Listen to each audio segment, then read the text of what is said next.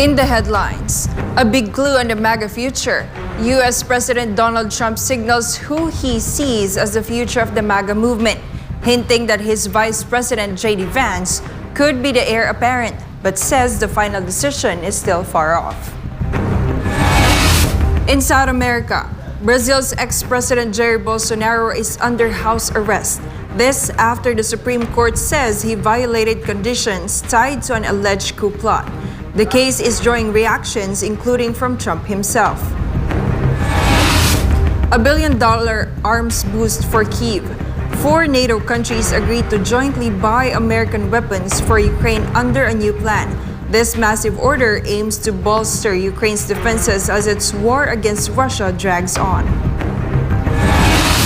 In a historic first, the King of Malaysia touches down in Russia for high-level talks. The visit, seen as a major diplomatic step, could signal stronger ties between the two nations. Flash floods devastate the Himalayas. A cloud burst in India's Uttarakhand leaves at least 4 dead and dozens more missing. Rescue teams are racing against time amid tough conditions, scrambling to find survivors. China is on health alert. Chikungunya virus cases are surging in Guangdong province. Officials are ramping up mosquito control measures using drones, smart traps, and health teams to curb the spread. For sports news, Naomi Osaka stunts in Montreal.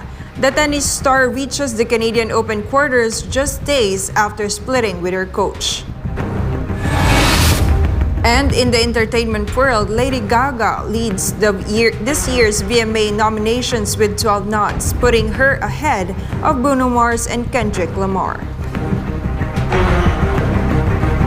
I'm Jayne Codnita. Newsline World starts now.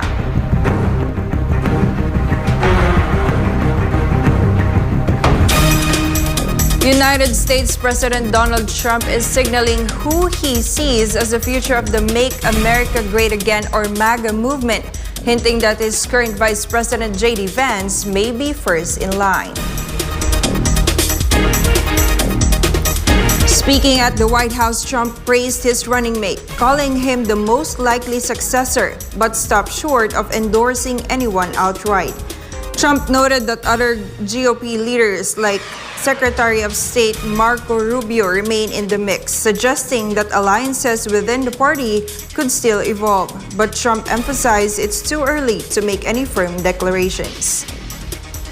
You said this morning that you probably won't be running for a third term. This weekend, Secretary of State Rubio said that he thought JD Vance would be a great nominee. You could clear the entire Republican field right now. Do you agree that the heir apparent to MAGA is JD Vance? Well, I think most likely, in all fairness, he's the vice president. I think Marco is also somebody that maybe would get together with JD in some form. I also think we have incredible people, some of the people on the stage right here. So it's too early, obviously, to talk about it, but certainly he's doing a great job and he would be probably favored at this point. A lawmaker is sounding the alarm over what he calls a dangerous precedent in the 2025 national budget. Davao City 3rd District Representative Isidro Ungab is questioning the legality of sudden increases in automatic appropriations, warning that it undermines existing laws and the constitutional power of Congress. MJ Mondihar for the full story. In his privileged speech, Davao City 3rd District Representative Isidro Ungab flagged major changes in the special accounts in the General Fund, or SAGF, under the automatic appropriations of the 2025 national budget. The SAGF includes programs funded annually without congressional review, covering agencies like the Department of Agriculture, Bureau of Customs, Department of Information Communications Technology, the Department of Interior and Local Government, and others. But Ungab revealed that from the President's original proposal of 27 billion pesos, the SAGF was increased by the Conference Committee to over 40 billion pesos, a 47% jump. Such manipulations on the special accounts on general fund allocations set an extremely perilous precedent that threatens the very foundation of our budgetary framework and the rule of law that protects these funds from political interference. According to the law, automatic appropriations are no longer subject to annual congressional deliberations as they are based on existing statutes, such as the National Tax Allotment, the Bangsamoro Autonomous Region and Muslim Mindanao Block Grant, and special road funds. But according to Congressman Ungab, former chairman of the House Committee on Appropriations and Ways and Means, that the principle of automatic appropriations appears to have been violated in the 2025 budget. Throughout my 15 years of service in this House, the items classified under automatic appropriations have remained absolutely intact.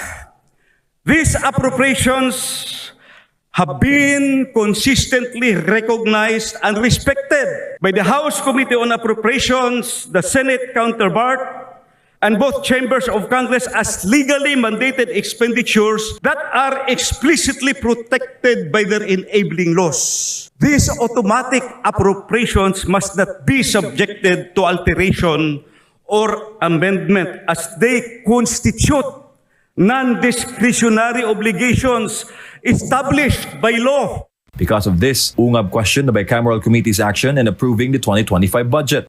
Has the Bicameral Conference Committee, by unilaterally increasing SAGF by 12.7 billion, rendered the entire 2025 expenditure program constitutionally defective? He also revealed that the BICAM seemingly altered funding provisions in at least 14 existing laws, many of which govern earmark revenues. This includes the budget cut for PhilHealth sourced from sin tax revenues under the Universal Healthcare Law.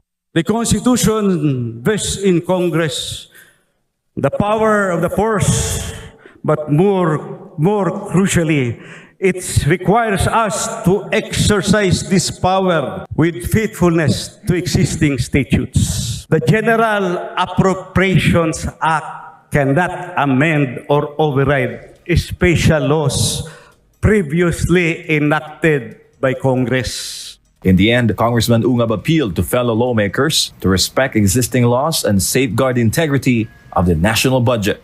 I respectfully appeal, let us act now to correct this injustice. Let us never forget the power of the force is not ours to wield, but ours to safeguard for the people we serve. For Government of Philippines, I'm Jay Mondeja, SMNI News. Japan is grappling with extreme heat as it records its hottest day ever. Hector Kikuzaki has more. Highest ever temperature of 41.8 degrees Celsius on Tuesday, August 5th in Isesaki City, Gunma Prefecture. This broke last week's record of 41.2 degrees in Tamba, Hyogo Prefecture, according to the Japan Meteorological Agency. Over 53,000 people have been taken to hospital this summer due to heat stroke, the Fire and Disaster Management Agency reported. The country is also dealing with low rainfall and a surge in stink bugs, which are threatening the rice harvest, a major food staple. In response, the government is launching new measures to support farmers, including pest control and drought countermeasures. Farm Minister Shinjiro Koizumi said they are moving quickly to protect crops and avoid a repeat of last year's rice shortage, which led to record high prices due to heat damage and policy missteps. Hector Kikuzaki, your global citizen correspondent, reporting for Newsline World. Still in Japan, fireworks meant to light up a summer festival ended up igniting panic at sea as barges loaded with fireworks caught fire off the coast of Yokohama City. The night sky lit up in bursts of pink and yellow as flames consumed the cargo, forcing 5 workers to leap from the burning barge to escape the blaze. They were later rescued by the Yokohama Coast Guard. 1 suffered minor injuries. Organizers of the Minato Mirai Summer Festival told police that the fireworks launch system had malfunctioned. They tried to halt the system right after the fire broke out, but launches continued from the barge. 15 hours later, the Japanese Coast Guard confirmed the fire had been extinguished on Tuesday morning. Every year, the festival draws large crowds in traditional yukata to witness the dazzling fireworks display along Yokohama's waterfront. Police and Coast Guard are investigating the cause of the incident. In Russia's Far East, several volcanoes are now active following a powerful earthquake that rocked the Kamchatka Peninsula. Among them is Khrushchevskaya Sopka, Eurasia's highest active volcano. Sarah Santos reports on the growing volcanic unrest. Smoke and lava lit up the skies over Kamchatka this week as Khrushchevskaya Sopka continued to erupt, joined by a string of other volcanoes in the region. Footage from the 4th and 5th of August shows ash clouds rising and lava flowing down the slopes. Scientists say the volcanic chain reaction began just days after Kamchatka was rocked by a massive magnitude 8.8 earthquake on July 30, the strongest in over 70 years. According to Russia's top volcanologists, the quake triggered the reawakening of multiple volcanoes. Avachinsky was the first, sending gas and ash nearly 300 meters into the air. Then Khrushchevskaya Sopka erupted with an ash column rising 6 kilometers high. Even the long dome at Krashenikov volcano, quiet for more than 600 years, showed signs of life on August 3. Experts now warn that Kambani may be next. Seismologists are closely monitoring the area for signs of another eruption. Despite the intense seismic activity, no casualties were reported. Tsunami warnings were issued across the Pacific, but waves remained within safe limits. Scientists say volcanic activity in the region may continue for weeks, and local communities are being urged to remain alert. Reporting for Newsline World, Sarah Santos, SMNI News. Up next, Brazil's ex-President Jair Bolsonaro is under house arrest. This after the Supreme Court says he violated conditions tied to an alleged coup plot. The case is drawing reactions, including from Trump himself. And $1 billion arms boost for Kyiv. 4 NATO countries agreed to jointly buy American weapons for Ukraine under a new plan. This massive order aims to bolster Ukraine's defenses as its war against Russia drags on.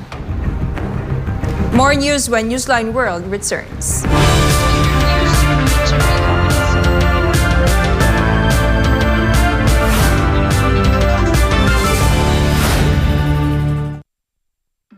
Matunog ngayon ang salitang impeachment sa Pilipinas dahil sa nakambang impeachment trial kay Vice President Sara Duterte. Pero ang tanong ng taong bayan, ito ba ay para sa interes ng bansa o para sa politikal na motibo lamang?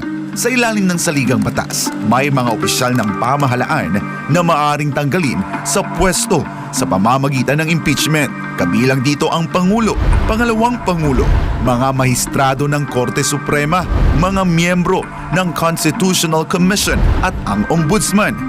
Maaaring ma-impeach ang mga nabanggit na opisyal dahil sa matinding paglabag sa konstitusyon, pagtataksil sa bayan, panunuhol, katiwalian, mabibigat na krimen o pagtataksil sa tiwala ng publiko.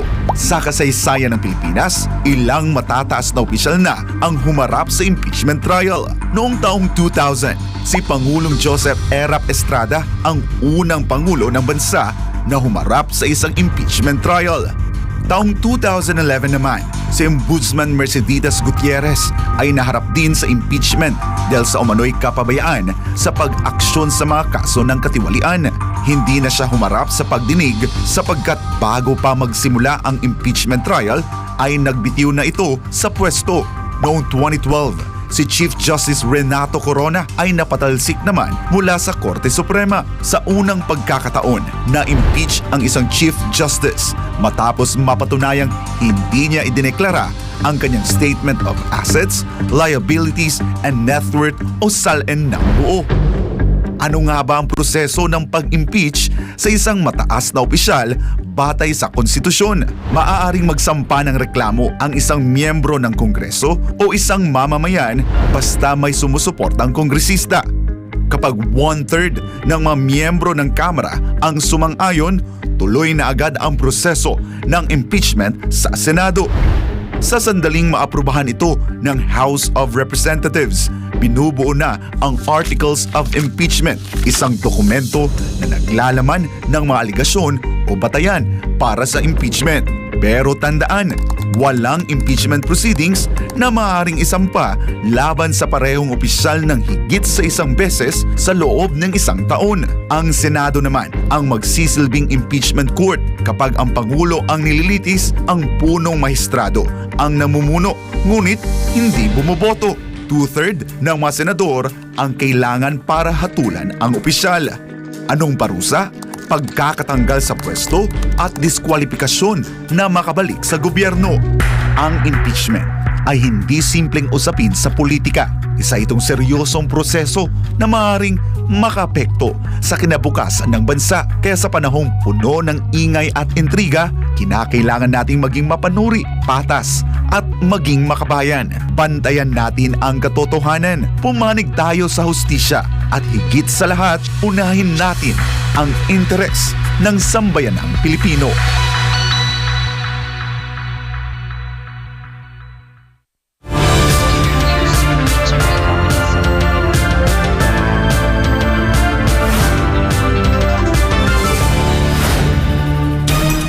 Brazil's ex-president Jair Bolsonaro is now under house arrest after the Supreme Court ruling that he violated restrictions tied to his alleged coup plot. The case has triggered diplomatic tensions with the United States, with President Donald Trump calling the trial a witch hunt.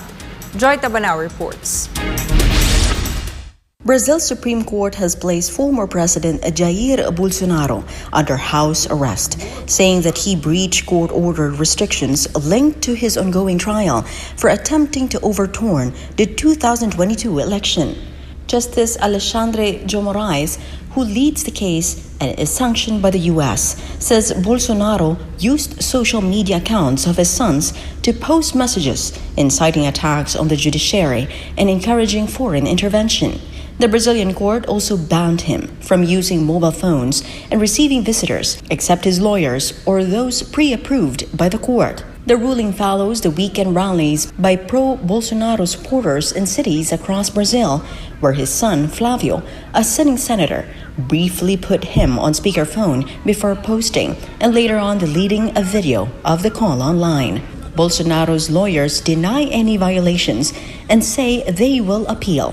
But the case has already strained Brazil to U.S. relations. U.S. President Donald Trump condemned the trial as political persecution. Last week, Trump imposed a sweeping 50% tariff on Brazilian goods, the highest current U.S. rate. The U.S. State Department also issued a statement condemning the ruling and vowing to hold those aiding and abetting sanctioned conduct accountable. Brazilian President Lula da Silva fired back, accusing Washington of meddling in Brazilians' internal affairs. He slammed U.S. sanctions as economic coercion and said Brazil will no longer be subordinate to the dollar.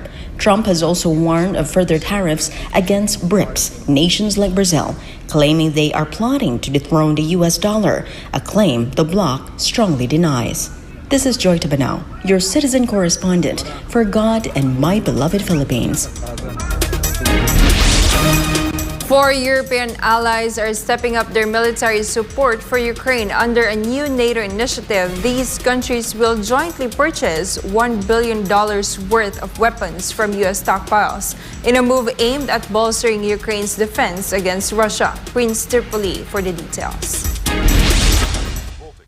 A new wave of international military support is underway for Ukraine. The Netherlands, Sweden, Norway, and Denmark have committed to a combined $1 billion worth of weapons purchased from the United States, the first under NATO's newly launched Prioritized Ukraine Requirements List, or PURL, a fast-track weapons program launched by President Donald Trump and NATO Secretary General Mark Rutte. The Netherlands on Monday was the first country to announce its participation with 500 million euros or $578 million US. Norway said it will contribute around 1.5 billion Norwegian crowns, or $146 million. The Dutch government is contributing the largest share, nearly 500 million euros, or $577 million US, to buy Patriot missile parts and other defense systems. Sweden will provide $275 million of that Scandinavian package, which is aimed at delivering Patriot munitions.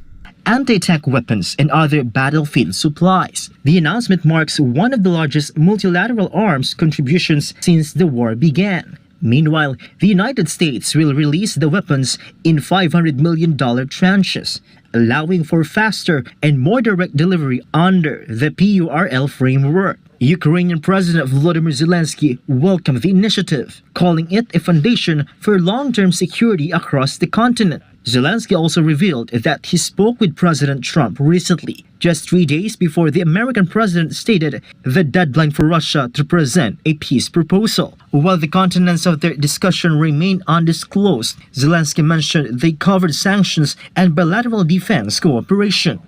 Дуже важливо, що в Москві почали зважати на тиск світу, на тиск Сполучених Штатів Америки, на загрозу більш жорстких санкцій за війну. І дійсно один з ключових санкційних треків проти російської нафти, щоб Росія пішла на мир. У неї мають закінчитись гроші на війну. Працюємо заради цього, я вдячний усім в світі, хто... Reporting for Newsline World, this has been Prince Ghibli, your citizen correspondent. Help continues to reach war-torn Gaza. The United Arab Emirates carried out its 63rd airdrop of humanitarian aid as part of its ongoing Birds of Goodness campaign under the chivalrous Night 3 initiative. Fatima Nauzil has the story. In Gaza, where families continue to suffer amid months of war and blockade, the United Arab Emirates has carried out its 63rd airdrop of humanitarian aid as part of its ongoing Birds of Goodness relief campaign. The latest aid airdrop over Gazan skies was conducted in coordination with Jordan and with the participation of France, Germany, Belgium, and Italy. Footage shows cargo planes loaded with emergency supplies parachuting aid over areas of northern Gaza, where civilians scrambled to retrieve packages. So far, the UAE says it has delivered more than 3,800 tons of food and relief items by air. On the same day, 32 trucks also entered Gaza by land.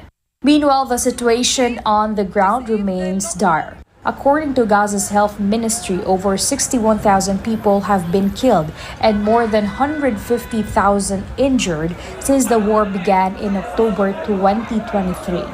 UNICEF says children in Gaza continue to die not only from airstrikes but also from malnutrition, dehydration, and the collapse of health services. The agency is calling for an immediate ceasefire and unfettered access to humanitarian aid. As humanitarian efforts continue, aid groups stress the scale of need in Gaza remains massive, and time is running out for thousands of vulnerable families in the war-torn enclave. Reporting, this has been Fatima Ozul, SMNI News. A surge in Chikungunya virus cases has triggered an emergency response in China's Guangdong province, with over thousands of infections reported in one city alone. Authorities are now ramping up mosquito control and even deploying high-tech traps and drones to prevent further spread. Andrea Santos for the details. Authorities in southern China are scrambling to contain the chikungunya outbreak as cases in Guangdong continue to climb. Guangdong's Foshan city has reported more than 7,000 infections since June, prompting a public health response. Local teams are releasing thousands of fish into water bodies to eat mosquito larvae. Drones and so-called electronic sentries are also being used to track and reduce mosquito population in real time. Chikungunya is a mosquito-borne virus that causes sudden fever, joint pain, rashes, and fatigue. While most patients recover, the illness can sometimes lead to long-term complications, and in rare cases, death. There's no antiviral treatment for chikungunya, and while 2 vaccines have been approved in the United States, they are not yet widely available. Doctors typically manage symptoms with medication for pain and fever. Globally, more than 240,000 infections and 90 deaths have been reported this year, as per the European Center for Disease Prevention and Control. The U.S. Centers for Disease Control and Prevention issued a travel advisory for Guangdong this month. urging travelers to take enhanced precautions. Other nations battling active outbreaks include Bolivia, Kenya, Madagascar, Mauritius, Mayotte, Reunion, Somalia, and Sri Lanka. Meanwhile, the US CDC has flagged Brazil, Colombia, Mexico, India, Pakistan, the Philippines, Thailand, and Nigeria as high-risk zones, though no official outbreaks have been declared there. Andrea Santos, your citizen correspondent, reporting for Newsline World.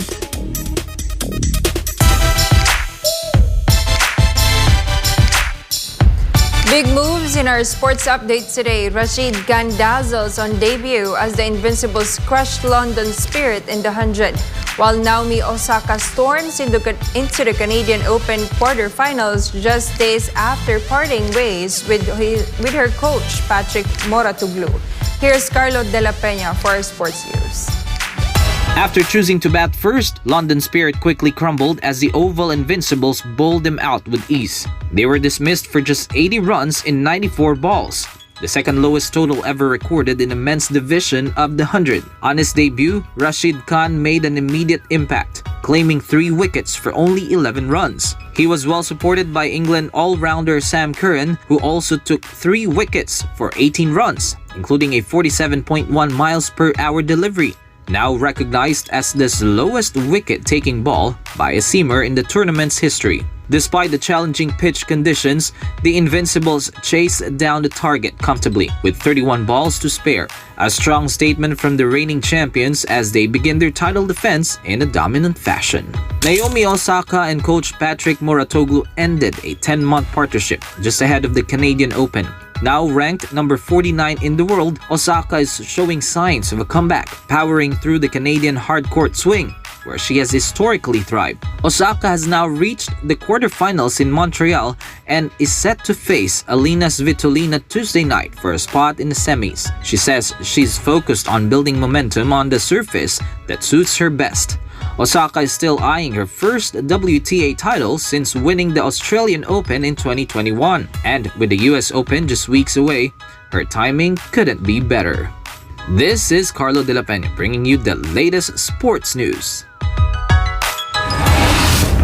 Up next, flash floods devastate the Himalayas. A cloud burst in India's Uttarakhand leaves at least 4 dead and dozens more missing.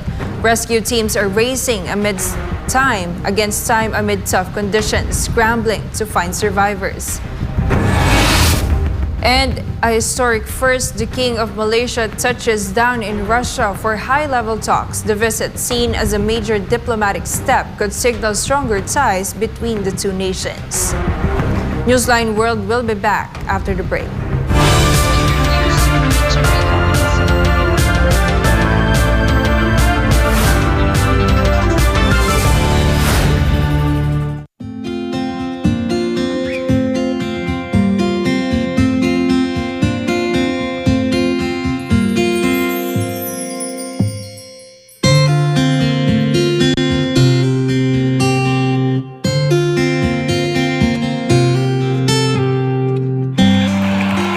Children will grow up and bring the joy, the love, the peace, and compassion to the whole world.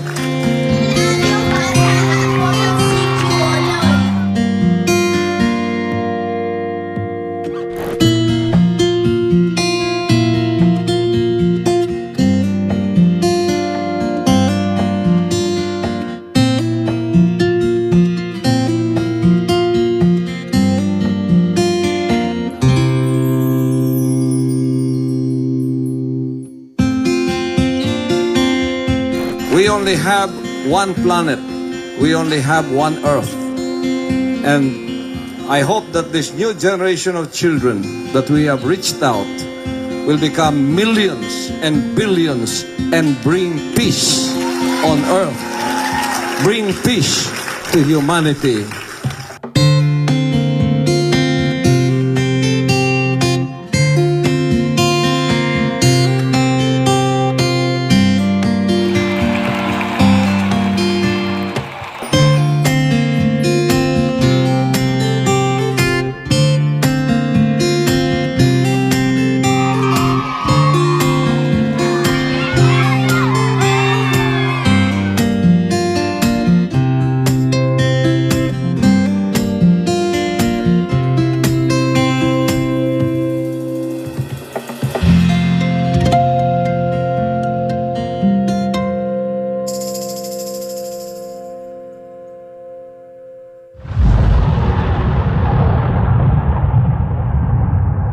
Isang digmaan na parang pelikula. Missiles, drones, at bunker-busting bombs. Pero ang epekto, totohanan. Daan-daang patay, wasak na infrastruktura, at nagmahal ang presyo ng langis na nakaapekto sa pandaigdigang merkado. Ito ang tinaguriang 12-day war o 12 araw na gyera sa pagitan ng Iran at Israel. Isang gyerang nagbago sa takbo ng politika, ekonomiya at seguridad, hindi lang sa Middle East kundi sa buong mundo. Hunyo 13, 2025, binomba ng Israel ang Iran para pigilan ang umano'y pagbuo ng nuclear weapons. Gumanti ang Iran. Libu-libong missiles at drones ang pinakawalan na ikinamatay ng 28 sa Israel. Sa loob ng 12 araw, kaliwat kanang opensiba ang inilunsad ng magkabilang panig. Hunyo 22, sumali na ang Amerika. 3 nuclear sites sa Iran ang binomba gamit ang B-2 stealth bombers sa Isfahan, Fordo at Natanz. Sabi ng US, layo nitong hadlangan ang nuclear program ng Iran. Pero para sa Tehran, ito raw ay pagtalikod sa diplomasya. Hunyo 24, inanunsyo ni US President Donald Trump ang ceasefire sa pagitan ng Israel at Iran. Pero ilang oras pa lang, muling nagkagirian. May ulat ng missile strike ng Iran na itinanggi nito kaya gumanti ang Israel. Sa huli, tumigil din ang putukan. Parehong panig nagdeklara ng tagumpay. Parehas ding nagturuan kung sino nga ba ang lumabag sa ceasefire. Ngunit para kay Trump, pareho lang lumabag ang dalawang panig. Bandang gabi ng Hunyo 24, tumalab na rin sa wakas ang ceasefire. Ngunit habang pansamantalang natahimik ang putukan, nananatiling mainit ang mga tanong. May saysay pa ba ang diplomatikong kasunduan kung nauuna pa rin ang dahas? Marami ang umaasang ang tigil putukan ay simula ng mas mahinahong diskusyon. Pero ang duda, nananatili. Sa Israel, nagtago ang mga sibilyan sa mga bomb shelter. Habang sa Iran, maraming taga-Tehran ang napilitang umalis sa kanilang mga tahanan patungong Turkey at Armenia para makaligtas sa gulo. Sa Iran, ayon sa health ministry nila, 610 na ang patay, 4,746 ang sugatan. Sa Israel, 28 ang nasawi, ayon sa Army Radio. Marami rin sa military commander at scientist ng Iran ang nasawi. Sa Israel, umabot sa 8.7 bilyong dolyar ang kabuang gastos sa digmaan.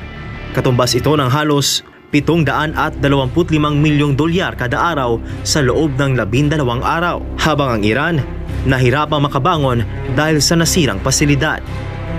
Matapos ang deklarasyon ng ceasefire, nakatutok na ulit ang puwersa ng Israel sa Gaza.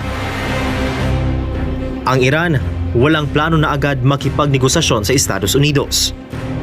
Bagaman sinuspindi rin nito ang muling pakikipagnegosasyon sa US patungkol sa kanilang nuclear program, bukas pa rin ang pinto ng diplomasya.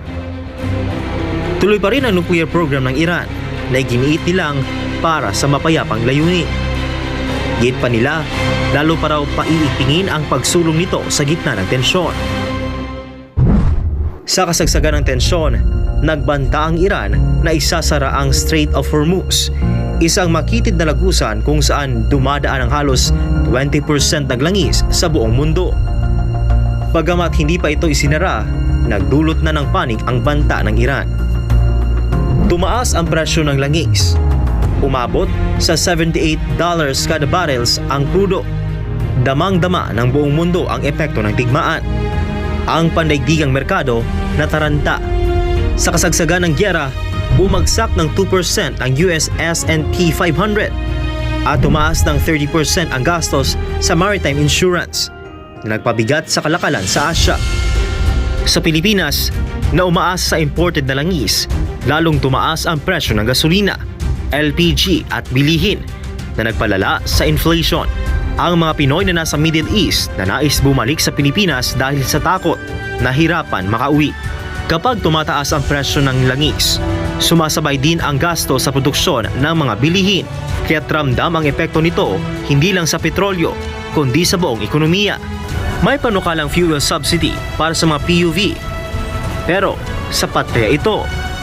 Isa itong paalala na kahit malayo ang labanan, ramdam.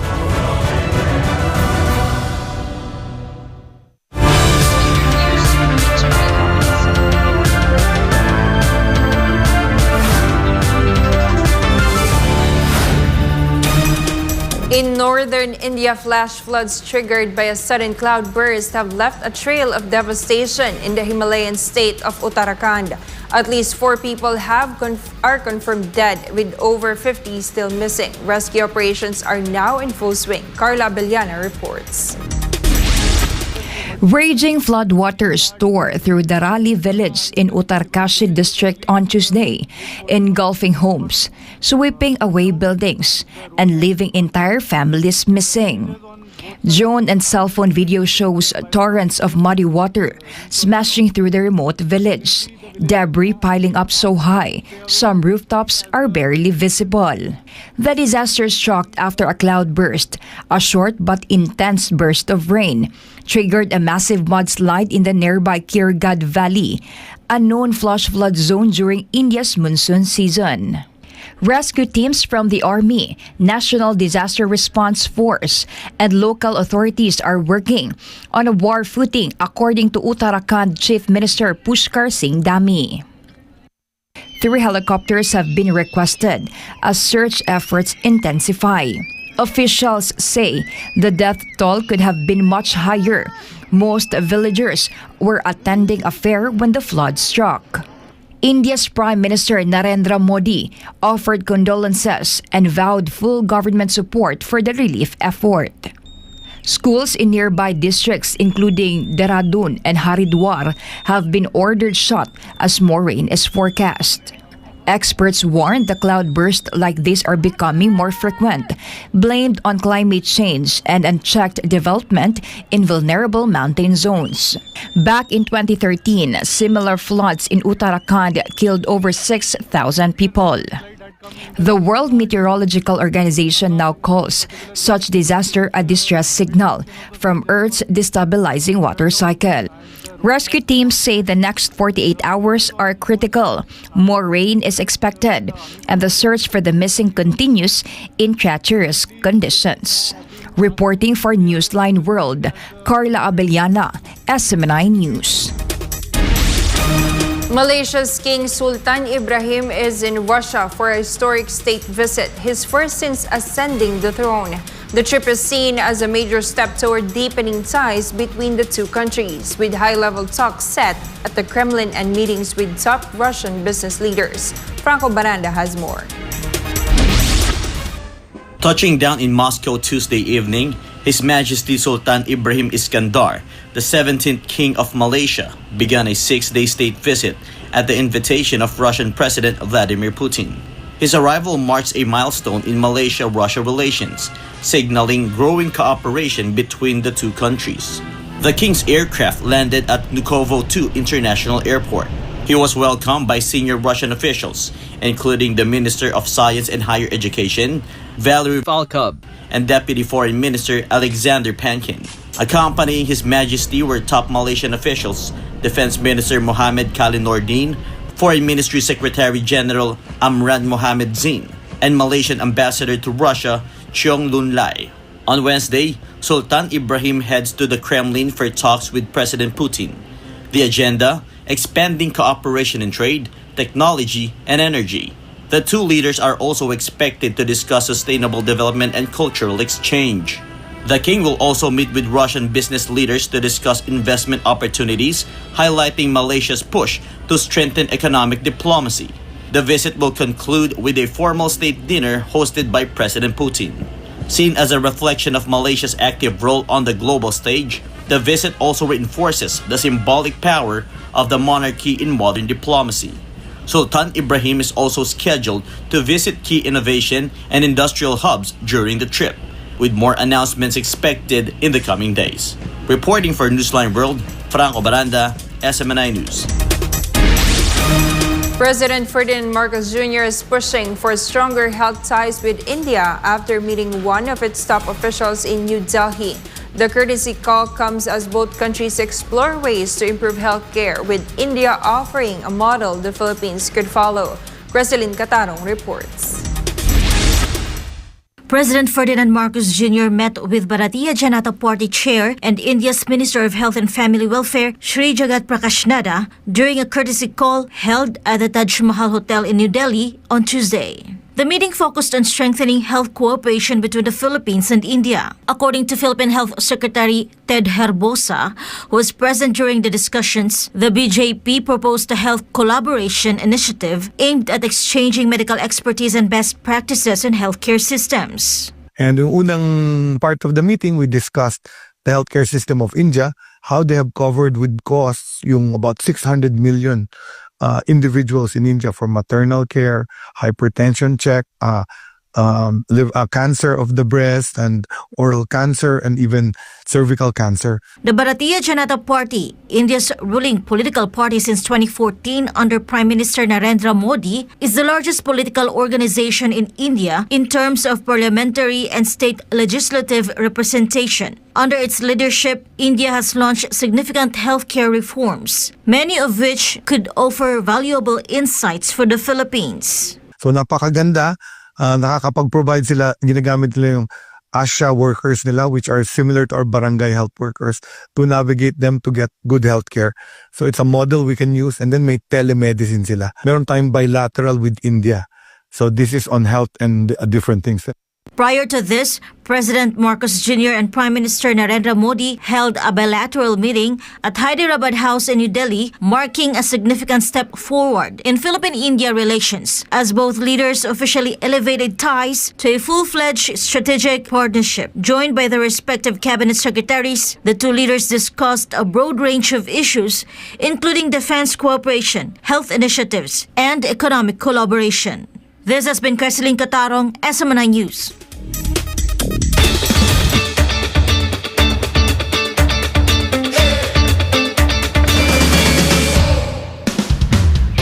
From rice paddies that look like paintings to high-tech drones transforming how farms are run and fields of sunflowers that double as tourist magnets, China is showcasing the many faces of modern agriculture. It's a blend of beauty, technology, and economic promise, all booming across the countryside. Well, Bunda brings us this good news roundup from the heart of China. In Chapchal-Shiba Autonomous County, the rice fields have transformed into living canvases, vivid mosaics of green, gold, and red, perfectly timed for peak sightseeing season. From above, the landscape resembles massive paintings, intricately designed with different colored rice varieties that form stunning, large-scale artwork. 我们来这里参观，看到这里风景很美的，我心里好高兴。 It's not just a feast for the eyes. Local officials say this fusion of farming and tourism is drawing more visitors and helping boost rural development in the region. From crops to canvas, Xinjiang's rice fields are proving that nature truly is an artist. In China, the future of farming is already here as drones are fast becoming a farmer's most trusted tool. These lightweight machines are being used to spray crops with precision, monitor field conditions, and collect real-time data on plant health. And with artificial intelligence or AI-powered software, they can even detect pests or water shortages long before human eyes can. What we're seeing out here is not just high-tech gadgetry, it's actually a bold idea. Taking smart tools and serving the many and not just the few. This used to be back-breaking work, but now it's attracting high-skill, high-tech workers, a whole new generation. With drone tech soaring high, China's farmers are proving that tradition and innovation can go hand in hand, paving the way for a more sustainable and high-tech future in agriculture. Meanwhile, at Uwea Island Wetland Park, more than 400,000 sunflowers are now in full bloom, spanning across nearly 11 hectares of dazzling yellow. Families, tourists, and nature lovers are flocking to the site to soak in the vibrant landscape. 向日葵花已经开了，所以带着小朋友过来一起看一下。好看吗？我是从南京过来旅游的，听朋友说这边的向日葵花开了，过来一看，真的是太漂亮了。The park's sunflowers are a dwarf variety of American oil sunflower, known for their bright color and compact height. The blooming period lasts about 20 days, making this a fleeting but stunning seasonal attraction. But it's not just about the view. Once the season ends, the sunflower seeds will be harvested and pressed for oil, adding economic value to this visual feast. It's a picture-perfect example of beauty meeting utility, where nature brings joy and purpose, all in one field of gold. Reporting for Newsline World, Wella Abunda, SMNI News. An adorable showdown between a baby hippo and his mom is winning hearts online, proving once again that the mom stare knows no species. At Tanganyika Wildlife Park in Kansas, 5-week-old pygmy hippo Mars was caught on camera refusing to leave the pool after playtime. The viral video, which has already amassed over 4.6 million likes, shows little Mars refusing to get out of the pool at the end of playtime. A patient zookeeper gently lifts him out of the water, only for the wiggly rebel to make a quick escape and cannonball back in. But just when it seemed like Mars was getting his way, the camera cuts to his mom, Posey, standing still, silently locking eyes with her baby. Mars quickly climbed out of the water and followed her tantrum over. According to the zoo, this end-of-the-day standoff is a regular thing and Mars is still nursing. So unlike the adult hippos, he's not motivated by food.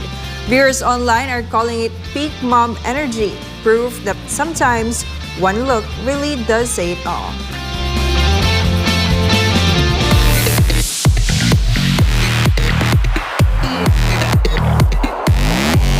For a showbiz update, Justin Bieber is giving fans a rare look at life behind the scenes, featuring wife Hailey and their baby boy Jack in his new music video. And from one pop icon to another, Lady Gaga leads the 2025 VMAs with 12 nominations, followed closely by Bruno Mars and Kendrick Lamar. Let's take a look with Sigrid Castañeda.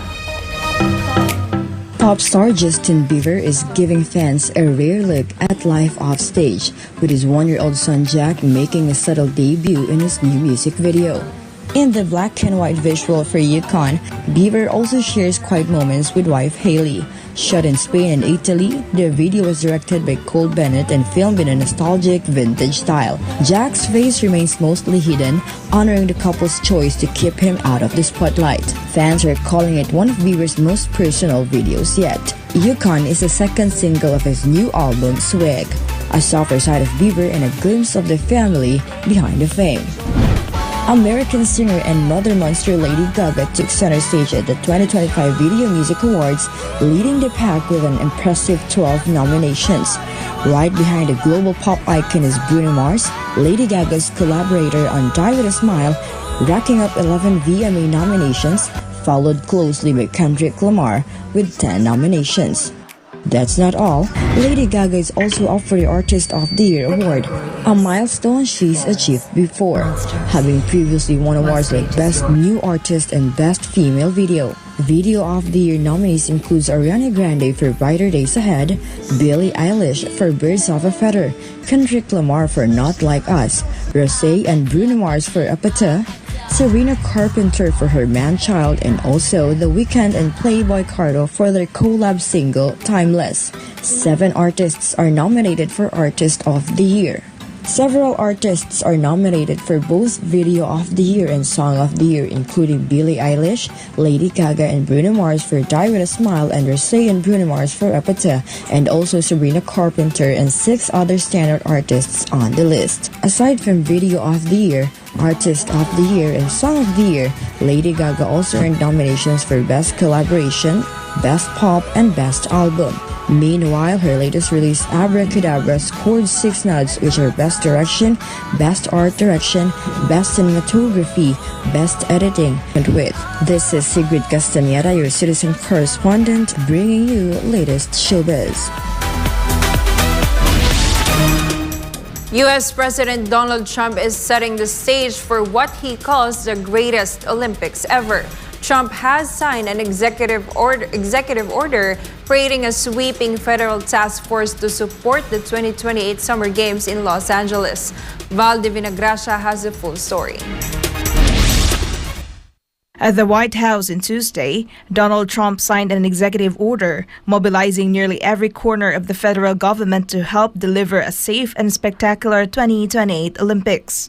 The event is scheduled to take place from the 14th to the 30th of July 2028. Under the order, agencies including the State Department, Department of Justice, Department of Homeland Security, the Federal Bureau of Investigation, Secret Service, and the Department of Transportation will coordinate efforts to secure the Games and streamline operations on the ground.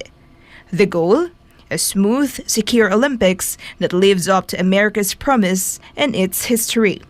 In 2028, the Olympics is bringing back our national pastime, baseball. Wow. The LA Games will open at the historic Memorial Coliseum, the same venue that hosted the Olympics in 1932 and again in 1984. The announcement also included a big presentation moment. Trump was gifted a set of original medals from those 1984 Games. Can I say that I won them athletically? Yes, sir. That would be a great honor. LA 2028 Olympics chair Casey Wasserman says this level of federal involvement could be a game changer. The eyes of the world will be on this country as we open the 2028 Olympics.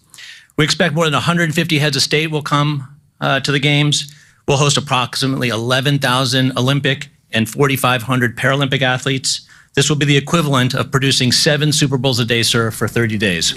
Wasserman says the federal government has already delivered critical security funding to help local, state, and national agencies prepare. Some of the greatest brands in America have stepped up to support these games as commercial partners. And for the first time in Olympic history, the torch relay will travel through all 50 U.S. states. We've unlocked the opportunity to level up our planning and deliver the largest and yes, greatest games for our nation ever. To recall, the Trump administration recently banned transgender women from competing in Olympic women's sports. And thank him for recently banning men from competing in women's sports. That's a big deal. The United States will not let men steal trophies from women at the 2028 Olympics. With just under 3 years to go, the LA 2028 team says the work is only beginning. But with full federal backing, organizers believe the U.S. is on track to host a truly historic Olympic Games. From the White House to the Coliseum, momentum is building for LA 2028. And if this task force delivers, the world might just see the biggest show America has ever staged. Reporting for Newsline World, this is Val Divina Gracia, SMNA News. Urgency is rising as global plastic pollution takes center stage in Geneva. The United Nations has kicked off a new round of high-stakes negotiations with the goal of finalizing a legally binding treaty to curb the worsening plastic crisis. Over 1,900 participants from 179 countries, including scientists, environmental groups, and industry leaders, are gathering for the 10-day summit at the UN office in Geneva. The focus is a sweeping draft agreement aiming to transform the entire plastics life cycle, from design and production to disposal. Move the world toward a circular economy, limiting the flow of plastics into the environment. UN figures show humanity will use more than 500 million tons of plastic this year alone, with 400 million tons likely ending up as waste. Officials warn that without bold action, plastic pollution could triple by 2060, posing major threats to both human health and the environment. Negotiations follow a breakdown in talks in December last year in Busan, South Korea, underscoring the challenge of reaching a global consensus. Work on the treaty began in 2022. In Thailand, the Filipino spirit was on full display as overseas workers marked Buwan ng Wika 2025 with pride and passion.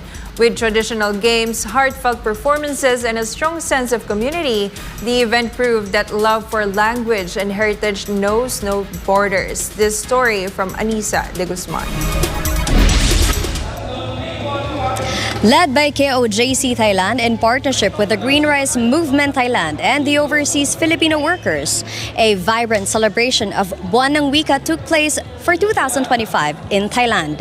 Under the theme Cultivating Filipino and Native Languages, Historic and Nation Building, the event highlighted Filipino traditional games, patriotic poetry, and songs aimed at promoting love and appreciation for our language and culture even while living abroad.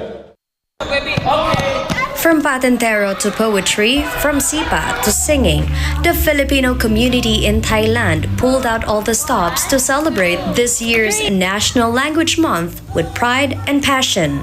In line with Pastor Apollo C. Kibuloy's advocacy to strengthen Filipino patriotism, the celebration spearheaded by KOJC Thailand in partnership with the Jesus Christ Society Foundation and the Green Rice Movement. The celebration was more than just fun and games. It was a vibrant showcase of Filipino identity, rooted in language, culture, and unity. Under the theme, Paglinang ng Filipino at Katutubong Wika, Makasaysayan sa Pagbuo ng Bansa, which translates to Developing Filipino and Indigenous Languages, a Historic Force in Nation Building. OFWs and their families filled the venue with energy and nostalgia. Traditional Filipino games sparked laughter and memories. Original poetry and songs stirred the hearts of the audience. To cap off the festivities, raffle draws and prize giveaways added even more joy, symbolizing the strong camaraderie and unity of Filipinos living abroad. All of it a tribute to the richness of Filipino heritage and a powerful reminder that even overseas, the love for our language remains alive and well. Okay, unang-una ang layunin ng event na ito, pagselebrar ng Buwan ng Wika, ay para mapagtipon-tipon lahat ng mga Pilipino dito sa Thailand na kahit nasa ibang bansa tayo, ipakita natin sa buong mundo na tayo ay Pilipino at ipakita din natin kung gaano kakulay at ang malapiastang selebrasyon ng Buwan ng Wika. Una po sa lahat, gusto ko magpasalamat sa organisasyon ng Filipino community sa Thailand, sa SMNI, sa Jesus Christ Foundation, sa pag-spearhead po ng okasyong ito. Kasi po, dito lang po natin nabubuo ang pagkakaisa, pagkakaunawaan at yung may pakita natin yung pagmamahal natin sa wikang Filipino, sa pagka-Pilipino natin kahit nasa ibang bansa po tayo. Masaya ako kasi nararamdaman ko na parang nasa Pilipinas lang ako even though I'm OFW here. So bali isang karangalan bilang isang Pilipino na ipagdiwang natin ang Buwan ng Wika. Masaya kasi kahit na andito tayo labas sa Pilipinas, nagagamit pa din natin yung ating pagka-Pilipino. At nagagamit na i-enjoy natin yung wikang Pilipino. Kasi bihira lang magkaroon ng mga ganitong activities, mga aktibidades na kung saan tayo po ay gumagamit ng ating sariling wika. Isa pong napakagandang opportunity at nakaka-heartwarming yung event na pwede tayong dumalo sa isang ganitong klaseng event kahit na nandito tayo sa Thailand. Iba kasi yung kapag you belong with the same group of people, isang community. Kahit na wala tayo sa Pilipinas, it's very humbling to remind us about our language, about our own culture. Well, I really enjoyed playing the games, meeting new people, and what stood out for me was the food. As always, I love the food. It was my first time also to celebrate this kind of activity, especially this month as we will celebrating Buwan ng Wika, especially here in Thailand pa jud, no? So, happy and blessed po na, and especially nanalo ako sa singing contest. Ang gusto ko lang talaga is makibahagi, i-share ko po yung talent ko na binigay ni Lord. So, it was an unexpected. Nagpapasalamat po ako sa privilege or opportunity po na makisali sa ganitong activity. And wala talaga akong masasabi. Salamat po. So lahat ng papuri para po sa Panginoon. Iba-iba man tayo ng paniniwala, iba-iba man tayo ng mga political agendas, iisa pa rin ang lahi natin. So, dapat yun ang hindi mawala sa ating mga Pilipino. ang pagmamahal sa bawat isa.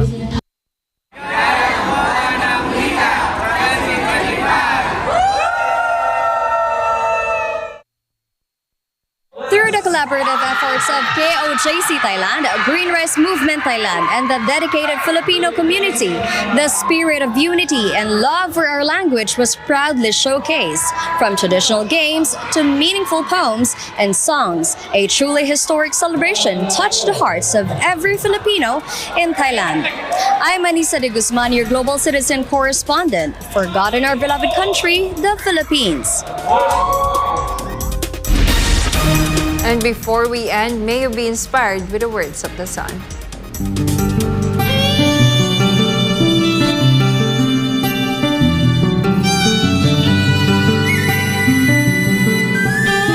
The greatest love is when you are willing to live and die for a cause.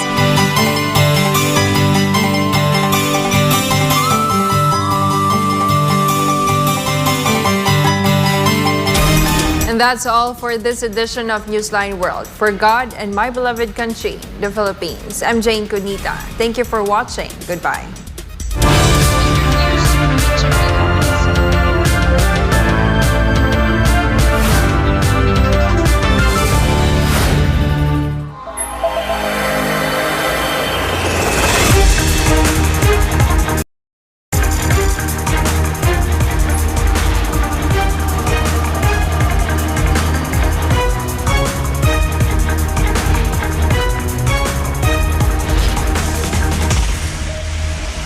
This is SMNI News Channel.